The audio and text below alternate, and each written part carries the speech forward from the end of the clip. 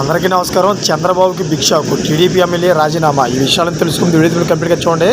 అప్పుడే మీకు complete information ఏంటో అర్థమవుతుంది. అదేవిధంగా చాలామంది వీడియో చూస్తున్నారు కానీ సబ్స్క్రైబ్ చేసుకోవడం మాత్రం మర్చిపోతున్నారు. దయచేసి సబ్స్క్రైబ్ చేసుకోండి. సబ్స్క్రైబ్ చేసుకోవడం వల్ల నేను చేసే ప్రతి ఒక్క అప్డేట్ మీరు ముందుగానే పొందగలుగుతారు.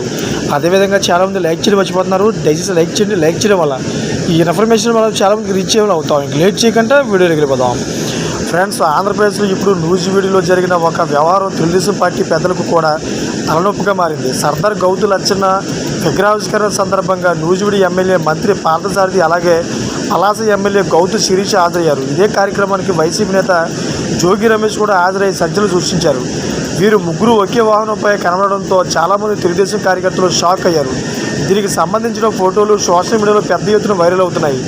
దీనిపై గౌతు శిరీష అలాగే మంత్రి పార్థసారథి ఇప్పటికే క్షమాపణ కూడా చెప్పారు.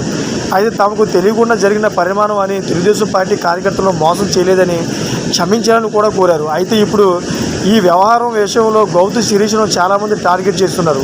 సోషల్ మీడియాలో ఆమె టార్గెట్గా తీవ్ర స్థాయిలో విమర్శలు వస్తున్నాయి. అలాగే పార్టీ నేతలు కూడా ఆమెను టార్గెట్ చేస్తున్నట్లుగా తెలుస్తోంది.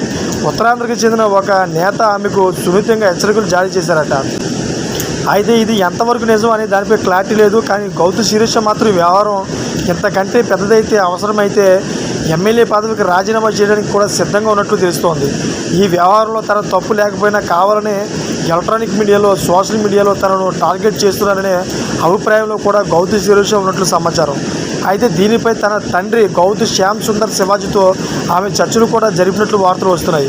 అవసరమైతే దీనికి సంబంధించి అధినేత సీఎం చంద్రబాబు నాయుడు కలిసి ఇవ్వడానికి కూడా శిరీష సిద్ధంగా ఉన్నారట. ఇప్పటికీ మంత్రి నారా లోకేష్ అపాయింట్మెంట్ కూడా శిరీష కోరినట్టు సమాచారం. అయితే లోకేష్ బిజీగా ఉండడం, చంద్రబాబు నాయుడు కూడా పలు కార్యక్రమాలతో బిజీగా ఉండడంతో అపాయింట్మెంట్ దొరకలేదని సమాచారం. ఇక మంత్రి పార్థసారథితో కూడా ఇప్పటికే ఆమె మాట్లాడారు. అయితే వివాదం ఎప్పట్లో ముగిసిపోయే అవకాశం స్పష్టంగా కనబడం లేదు.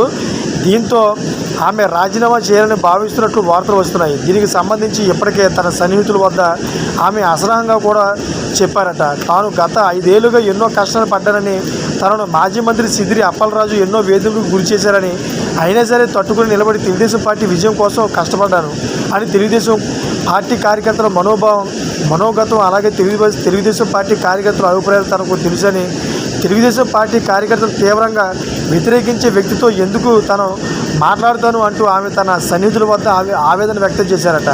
ఒకవేళ ఈ విషయంలో పార్టీ అధిష్టానం తనను దోషిగా చూస్తే మాత్రం ఖచ్చితంగా రాజీనామా చేసి రాజకీయాల నుంచి శాశ్వతంగా తప్పుకుంటానంటూ కూడా గౌతు శిరీష్ చెప్పినట్టు తెలుస్తోంది. Thank for watching friends.